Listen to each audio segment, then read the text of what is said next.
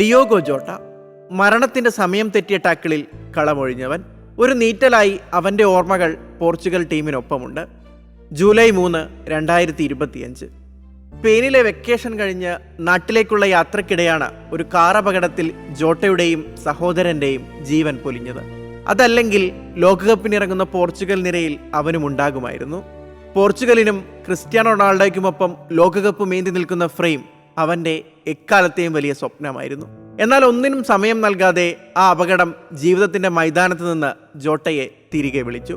ലോകകപ്പിനുള്ള സ്ക്വാഡിൽ ജോട്ടയെയും പരിശീലകൻ Roberto Martinez ഉൾപ്പെടുത്തി. ടീമിലെ 27-ാമനായി. ആ വിവരം മാധ്യമങ്ങളെ അറിയിക്കവേ മാർട്ടിനസ് വികാരാധീനനായി.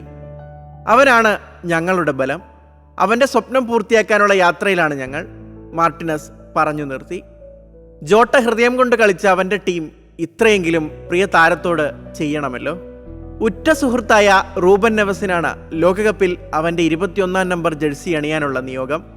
ജോട്ടയുടെ മരണശേഷം പോർച്ചുഗൽ 21-ാം നമ്പർ ജേഴ്സി പിൻവലിച്ചിരുന്നുവെങ്കിലും ലോകകപ്പ് നിയമങ്ങൾ പ്രകാരം വീണ്ടും ഉൾപ്പെടുത്തുകയായിരുന്നു. ഇന്ന് ലോകകപ്പിലെ ആദ്യ മത്സരത്തിന് പോർച്ചുഗൽ താരങ്ങൾ ഇറങ്ങുന്നത് ജോട്ടയുടെ പേര് കൂടി ഉൾപ്പെടുത്തിയ റിസ്റ്റ് ബാൻഡ് അണിഞ്ഞാണ്. ടീം അംഗങ്ങൾക്കൊപ്പമാണ് ജോട്ടയുടെ പേര് റിസ്റ്റ് ബാൻഡിൽ സ്വർണ്ണ ലിപികളിൽ രേഖപ്പെടുത്തിയത്. റൊണാൾഡോ അടക്കം പരിശീലനത്തിൽ ഇറങ്ങിയതും ഇതേ ബാൻഡ് ധരിച്ച്. ലോക കിരീടമെന്ന സ്വപ്നത്തിലേക്ക് പന്തു തട്ടുന്ന പറങ്കിപ്പടയുടെ ഏറ്റവും വലിയ പ്രചോദനവും ജോട്ടയുടെ അദൃശ്യ സാന്നിധ്യമാണ്. ജോട്ടയുടെ സ്വപ്നം പൂർത്തിയാക്കാൻ റൊണാൾഡോയ്ക്കും സംഘത്തിനും സാധിക്കുമെന്നാണ് ആരാധകർ പ്രതീക്ഷിക്കുന്നത്. World cup desk 24.